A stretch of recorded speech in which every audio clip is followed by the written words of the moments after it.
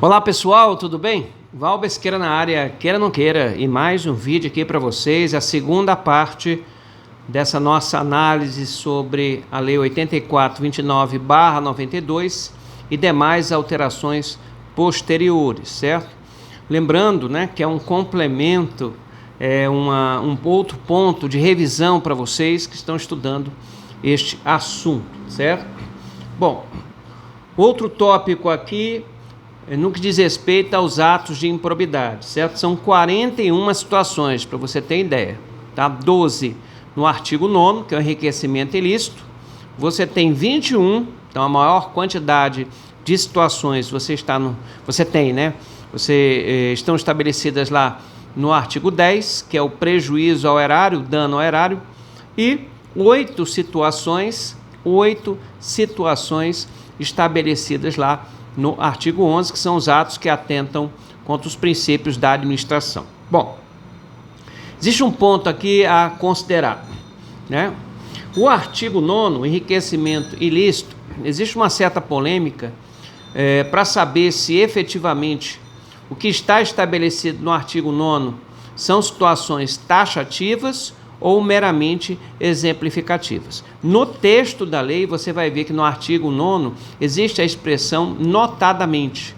Isso dá a entender que não existe somente aquelas situações previstas no artigo 9º, certo? Que existem outras. Logo, o rol, a relação de situações que envolvam o enriquecimento ilícito é uma situação, ou são situações ali previstas no artigo 9º, uma relação meramente exemplificativa. Também existe a expressão notadamente no que diz respeito ao artigo 10, certo? Então, a mesma linha de raciocínio. Isso é um tema polêmico, a gente tem que ver como é que os autores vão comentar sobre isso, mas, certo? Existindo a expressão notadamente, significa que não existem somente as situações que lá estão. A situação do artigo 11 é diferente. Lá está dizendo claramente que as situações são taxativas, ou seja, só existem aquelas que estão previstas no artigo 11, aquelas no que diz respeito aos atos que atentam contra os princípios da administração pública, certo? Uma dica aqui para vocês, tá? Como é que eu sei que a situação se enquadra no artigo 9º? Bom, analise a situação, analise a história. Se a situação, o próprio agente está se beneficiando da situação, se ele que está tendo a vantagem, então você encaixa no artigo 9º.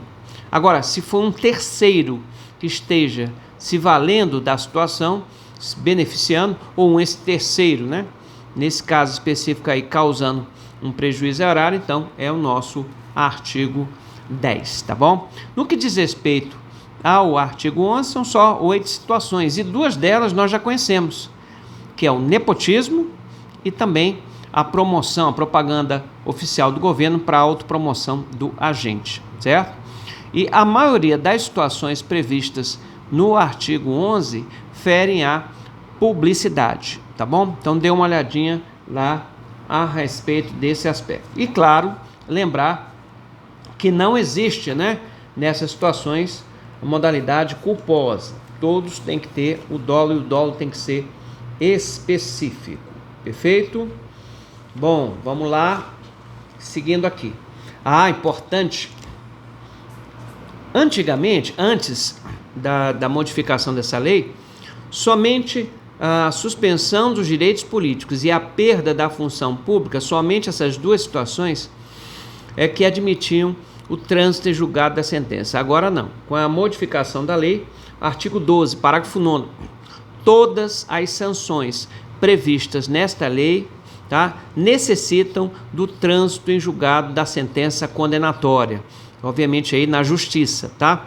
Então, não existe mais somente o trânsito em julgado na suspensão dos direitos políticos e na perda da função pública, certo? Agora em todas as punições. E todas elas são feitas pela autoridade judicial e não pela autoridade administrativa. O 10, olha aí, somente a autoridade judicial competente pode determinar o afastamento. Antigamente, a própria autoridade administrativa também podia afastar o agente público do exercício de seu cargo, emprego ou função, se ele estivesse respondendo a um processo administrativo. Agora não, tá? Agora somente a autoridade judicial pode afastar esse agente público. Detalhe, continua sem prejuízo de sua remuneração, ele continua recebendo sua remuneração. Outro ponto importante, esse afastamento agora é até 90 dias, prorrogável por igual período. Tá? Lembrando que durante esse tempo ele fica recebendo o seu cargo, tá? O dinheiro do seu cargo, melhor dizendo. Vamos ver aqui. Bom, voltando assim, esse ponto aqui, ó. Serão aplicadas a esta lei de improbidade aos princípios do chamado direito administrativo sancionador. Quando ele fala direito administrativo sancionador, ele está falando aí do poder disciplinar. Então, os princípios que dizem respeito à questão de aplicação de punições a agentes públicos deve ser utilizada aqui também, como um contraditório, como uma ampla defesa, como uma motivação, como um devido processo legal, como uma proporcionalidade, entre outros pontos, certo? Então, na prova eles podem colocar aí direito penal sancionador, não é direito administrativo sancionador. Inclusive, o STF diz que as mudanças trazidas por essa nova lei não são retroativas, certo? Então, o que acontece? Por exemplo, as pessoas que já foram condenadas por essa lei, por trânsito julgado, as modificações aqui benéficas, elas não se aplicam a essas pessoas que já estão condenadas, tá? Que já estão cumprindo suas penas, enfim, tá bom? Os processos em andamento, tá? É que o juiz vai analisar e ver se realmente existe ou não a conduta dolosa. Se não tiver, aí ele vai mandar arquivar os processos. Perfeito? Então, mais um aqui para a gente colocar para vocês, tá bom? Eu queria voltar a falar das situações de improbidade. Vocês já sabem aí, são 41 situações, é isso? 12 situações estabelecidas no artigo 9º, enriquecimento ilícito. Você tem 21 no artigo 10, que é o prejuízo erário, e tem 8 na parte referente aos princípios. Bom, tipificação. Antes, o juiz poderia condenar o réu com base em norma diversa da petição inicial, ou seja, não estava vinculada à pretensão do autor. Então, o Ministério Público, por exemplo, poderia aplicar um processo de improbidade contra a pessoa, baseado em determinada situação, e o juiz poderia entender que ao invés daquela tipificação, fosse uma outra, e poderia fazer esta mudança. Agora, não. O juiz não pode condenar o réu por tipo diverso daquele definido na petição inicial. E para cada ato praticado, somente poderá ser enquadrado em um tipo, em uma daquelas situações que estão previstas. Professor, mais uma vez aí esse questionamento. A pessoa jurídica pode ser punida por essa lei? Pode, nós já sabemos que sim. Mas como é que fica a situação dos sócios, dos diretores da pessoa jurídica? Como é que pratica improbidade? Ora, nesse caso, a regra geral diz que não respondem sócios, gerentes, enfim, essas pessoas que ajudam na administração da empresa, a não ser que prove que eles concorreram e tiveram algum benefício direto em relação aos atos de improbidade praticados por esta lei. Tá? Ou por essa pessoa jurídica, ferindo essa lei. Vamos lá. No que diz respeito à indisponibilidade dos bens, e não mais sequestro, né? Antigamente se dizia que existia o sequestro dos bens, agora é indisponibilidade dos bens, adequando-se ao texto constitucional.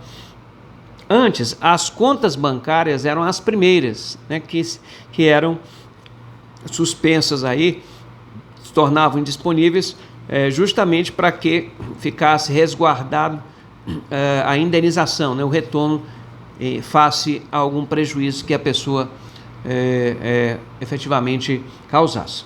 Agora, não. Existem outros bens que antecedem a questão das contas bancárias, como bens imóveis, bem imóveis, tá? Então existe uma sequência lá e não é mais, a conta bancária não tem mais a preferência no que diz respeito à indisponibilidade dos bens. Inclusive, quando se fala de bem imóvel, nós temos aí os bens de família. Por exemplo, o sujeito só tem uma única casa, é um bem de família. Agora, esse bem de família pode ser fruto, pode se tornar indisponível? Regra geral, não. A não ser que este bem de família tenha sido comprado, sido adquirido, fruto de alguma vantagem indevida. Tá? Se não for, o juiz não pode efetivamente mandar bloquear o bem.